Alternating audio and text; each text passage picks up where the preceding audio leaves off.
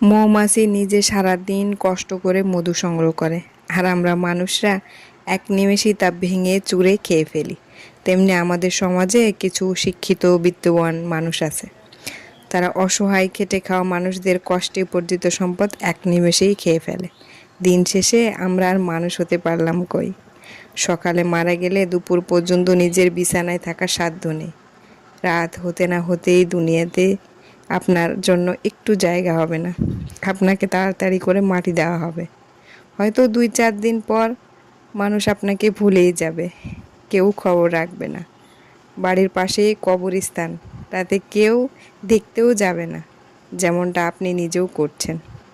এতটাই ব্যস্ত আপনি নিজের বাবার কবরের পাশে দাঁড়িয়ে একটু দোয়া করারও সময় আপনার হাতে নেই।